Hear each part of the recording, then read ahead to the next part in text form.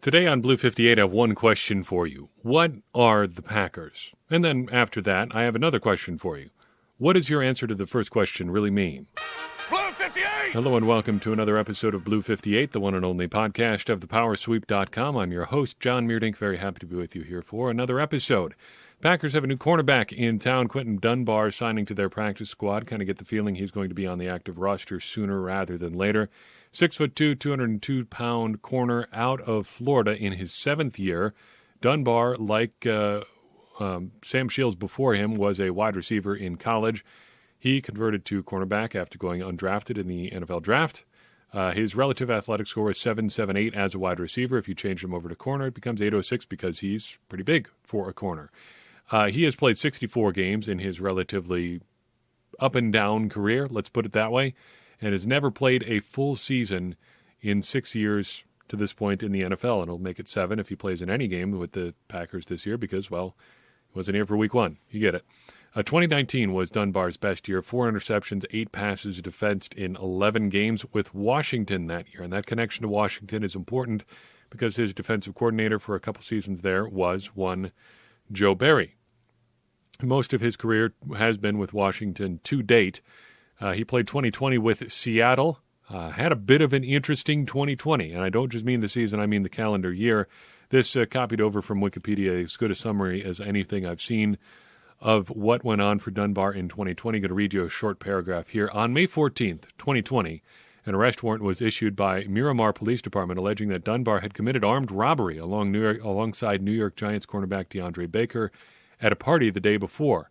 On May 15th, his attorney claimed to be in possession of affidavits from witnesses that stated Dunbar was not involved in the robbery. The next morning, both Dunbar and Baker turned themselves into the police. The following day, it was announced that Dunbar had posted bail for $100,000. He pled guilty to charges. In August, all charges against Dunbar were dropped. It did end up affecting his 2020 season a little bit, but he did bounce back, had a partial season there in Seattle, and earned an off-season deal this spring with the Detroit Lions, who cut him in August. Then he ended up on Arizona's practice squad for a bit, and now he is in Green Bay. Question, though, is what is he to the Packers? Right now, I would say more cornerback depth. I think there's got to be a little bit more to Kevin King's injury situation than we're hearing about right now. Stop me if you've heard that one before, but the Packers need some cornerbacks. With Jair Alexander out for who knows how long, Kevin King hurt, it gets to be pretty thin pretty fast. You're looking at Eric Stokes as your top guy. Beyond that, on the outside, Isaac Yiadom, Chandon Sullivan in the slot, Kavion Ento. You can see why they're kicking the tires on some corners. I think I like Dunbar a little bit better than Rasul Douglas right now. He has the physical traits added to the production that Douglas doesn't have. Douglas is younger, but has never been as good as Dunbar has been. I think the edge goes to Dunbar right now. It's good that they've got both because that gives them options. I think Dunbar is probably the better player and ends up on the 53 pretty quick here and contributing probably to the Packers as much as he can in the relatively short term. Outside of the Dunbar news, there's not all that much going on for the Packers right now. So I want to talk about some big picture stuff. Way back in ancient history, as far as, well, I guess almost as far as the internet is concerned, relative to Packers stuff, relative to the stuff I've done on it. I did a thing for PackerPerspective.com, or if you're one of the real original fans, PackerPerspective.wordpress.com, about team identities. And this is something I think about a lot. It's something we talk about in podcasts a lot, about where teams are in their life cycles and things like that. This is related to that. What are the Packers right now? In that piece I was talking about at Packer Perspective, my original Packers project, I argued that an NFL season was like a 5-act play, or a 4-act play if you don't make the playoffs. But the first act, the first 4 games of the season, you're really just getting to know the characters. You're getting to know who the key players are going to be, what the current season version of those players looks like, because people grow and change, their skill sets change, they age. It takes some time to figure out who you are as a team. in the first quarter of the season or so, you're trying to figure out who that team is, who you are, what are you good at, what can you do well, what do you do not so well, what do you need to compensate for? You get it, things like that. Important questions, but questions that you need to take some time to answer, and it takes a while to figure that identity out. Usually, I argued, by about 4 games into the season, you had a pretty good idea of who your team is, who you had to rely on, things along those lines. But I'm wondering if that's actually true. And the reason I'm wondering that is because of what we've seen from the Packers through their first 5 games of the season.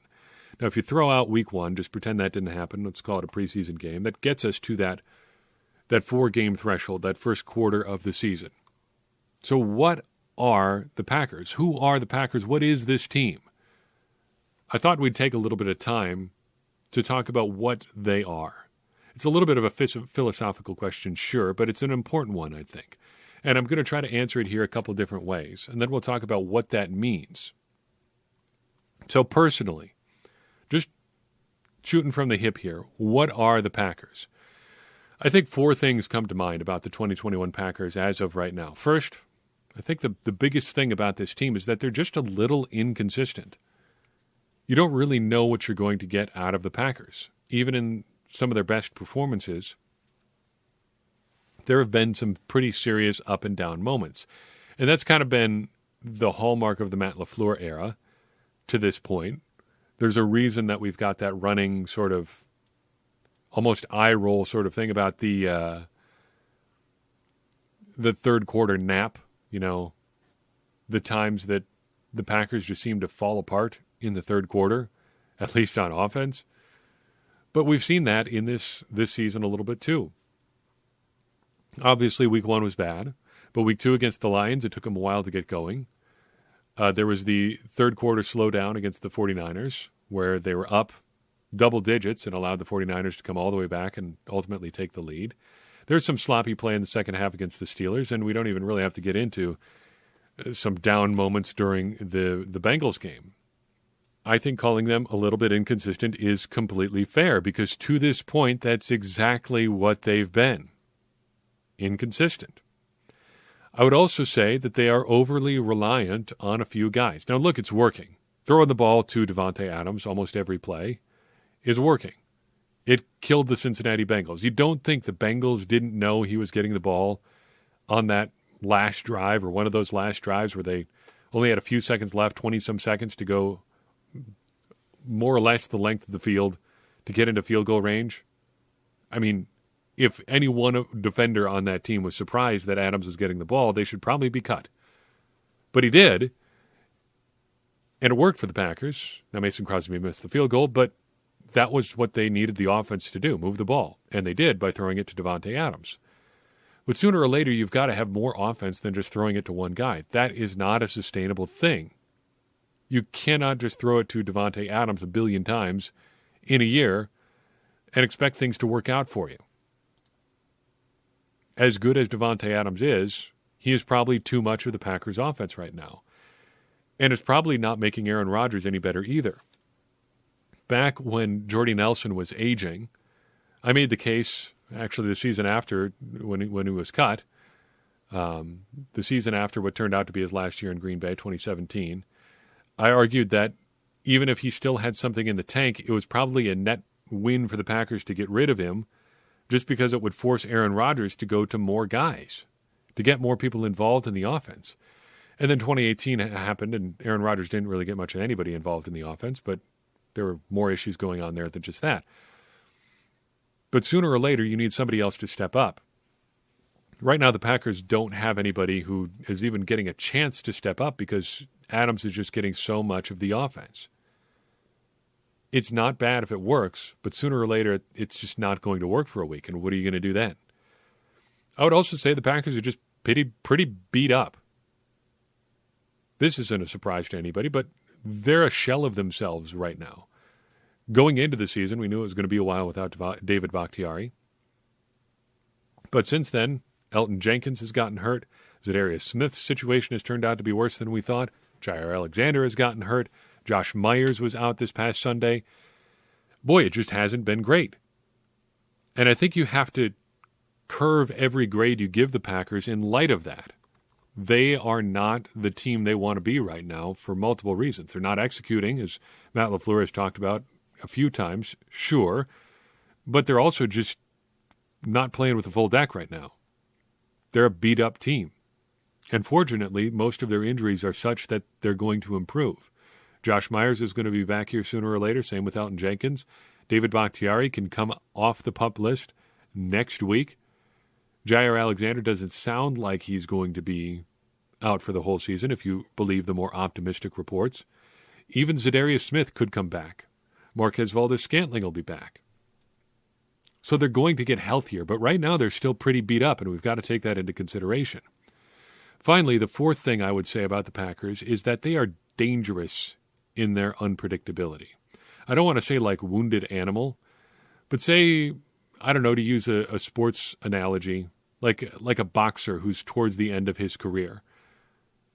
It's a guy who's proven all that he needs to prove, but he still wants to fight, and he doesn't have the physical gifts he had early in his career, so he's got to try to compensate in other ways. And one of the ways sometimes people like that compensate is by being just wildly unpredictable. Unpredictability can be dangerous, and I think that's an advantage the Packers have over teams right now. If you just rolled the 2020 Packers out there, teams might be able to solve them just because, well, you know what to expect from the 2020 Packers. But right now, the Packers are playing with such a limited stable of resources, a limited crew of players, that you really can't predict what they're going to do. Sure, they're going to get to Davante Adams a lot, but what's their offense even going to look like? How are guys like Robert Tonyan going to factor into the offense? He really hasn't to this point, but he may on a given week. We're just not really sure. It's going to happen sooner or later, but how do you predict what his impact is going to be if you don't really know what he is in the offense right now? The Packers are unpredictable. That makes them dangerous. That makes them unstable, but it does make them dangerous. And I think that's a good thing for the Packers to be. Just looking at the raw numbers, kind of basing this off of what we look at in our preview podcast for other teams, the Packers are overachieving a little bit. That's something the Packers are. They are 2-0 in one-score games. By expected win-loss, they're 2.5 and 2.5. Right at 500 if they're going just by point differential and things like that. By offensive DVOA, they're 10th. The run game is 15th, which is part of their unpredictability. They haven't gotten a big part of their offense going yet. By defensive DVOA, they're 20th overall. 17th against the pass, 29th against the run. Just some hard numbers on who the Packers are right now, what they are right now.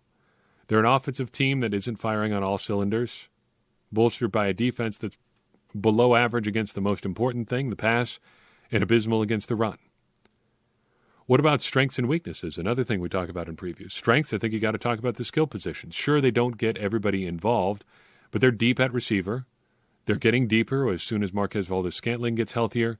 They've got Aaron Jones. They've got A.J. Dillon. They've got Kylan Hill. They've got Robert Tonyan. Mercedes Lewis can fill in a pinch. Dominique Daphne will be back here sooner or later. They've got a diverse group of talented skill position players. Weaknesses, though, there are a few, too. The secondary, a big weakness right now. The defensive line, right up there, too. And you could throw a couple other positions out there, too, but I would just say there are question marks on top of that. Offensive line, big question mark right now. You never really know what you're going to get week in or week out, though it's been remarkably solid so far to this point. Tight end, too, is a kind of a question mark. The Packers have a lot of interesting players at tight end, but they really haven't figured out the rotation, it seems like. When does Robert Tonyan get the ball? Does he ever? What is Mercedes Lewis's role? Where does Josiah DeGuara fit into this offense? I don't know right now. And I don't think the Packers know either. They're still figuring it out. That's a look at what the Packers are. All of those things. Some soft analysis, inconsistency, unpredictability, things like that. Some hard numbers. Some real strengths and weaknesses. But how should we feel about that? How should we look at all that and conclude we should feel about the Packers, because that's the ultimate question here. Okay, they're 4-1. What does that mean for the rest of the season? How should we feel about what we've seen from the Packers so far?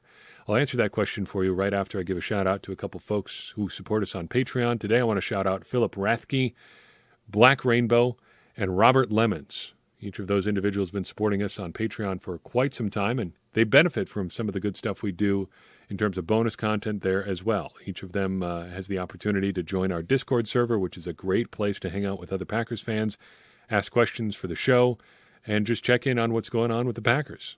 You also get access to weekly content, weekly bonus content via Patreon. At the very least, you're getting NFL picks and analysis every Friday.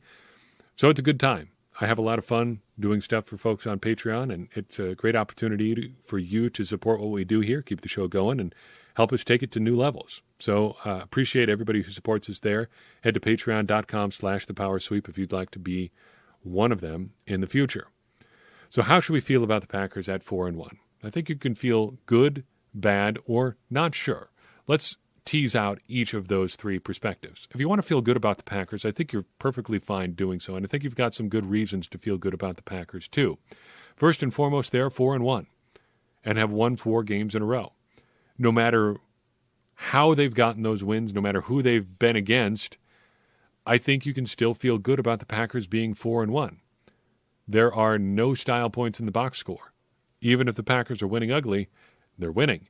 And if they finish up the regular season at 15-1, guess what? They're probably going to be the number 1 seed in the NFC because, well, 15-1 or 16-1, I guess I have to say, is a pretty darn good record. Hard to beat 16-1. You could also say, after all this, that the Packers are still not at full strength. They're only going to be better. So if they're 4-1 already, just think how much better they'll be when they get everybody back. Think about it maybe a month and a half from now. Marquez Valdes-Scantling is back from his hamstring injury. David Bakhtiari has settled in at left tackle. Elton Jenkins is at left guard. Man, your offense is looking pretty good there.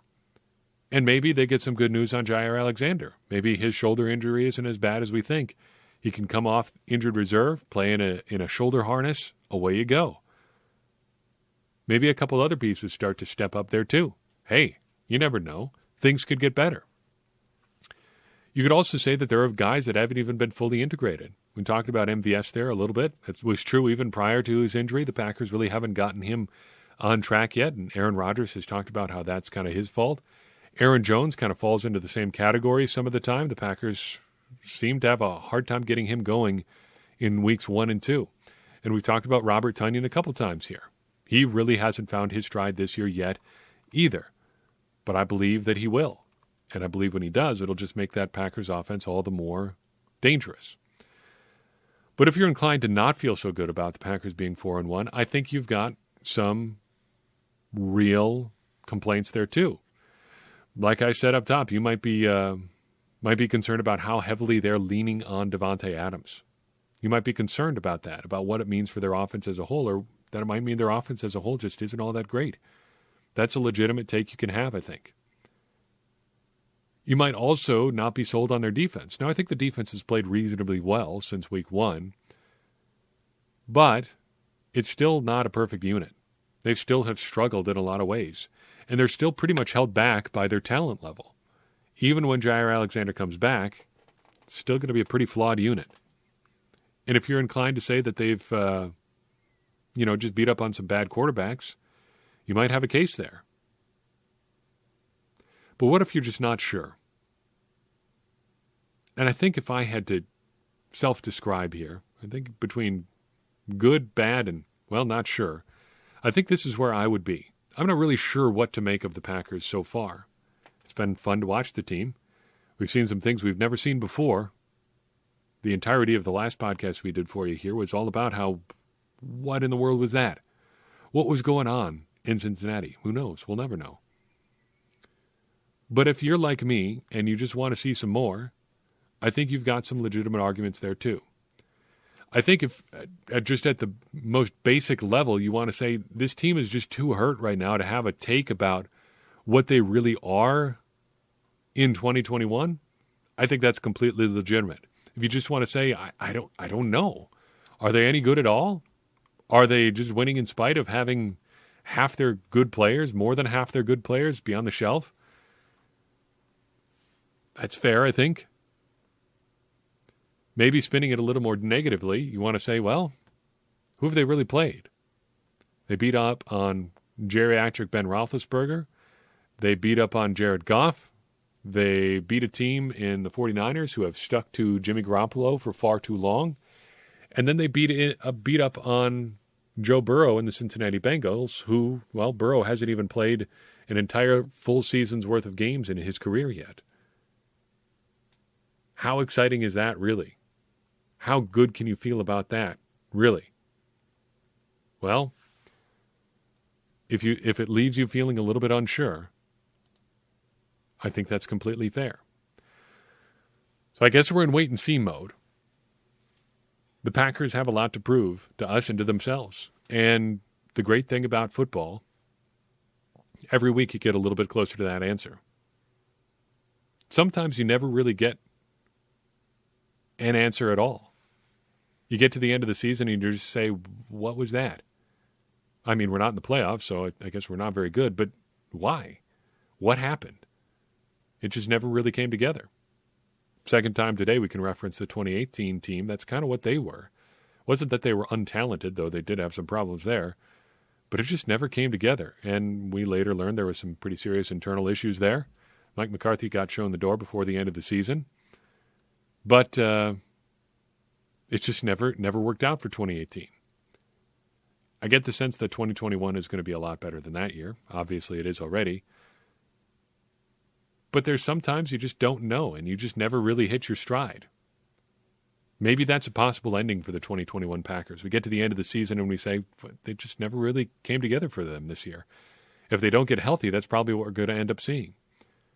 But I have high hopes for their health for the rest of the season and for what it could mean when they end up doing whatever it is they do at the end of this year. It's not going to be boring, no matter what it is. That's all I've got for you on this episode. I appreciate you tuning in. If you enjoyed this episode and you think there's someone out there who would enjoy it as well, it'd mean a lot to me if you would go ahead and share it wherever is most convenient for you. That helps more people find the show and gets more people involved in the conversation you, me, and everybody else is having about the Green Bay Packers. And getting more people involved helps everybody, me included, become smarter Packers fans. And as I always say, smarter Packers fans are better Packers fans, and better Packers fans are what we all want to be. I'm your host, John Meerdink. We will see you next time on Blue 58.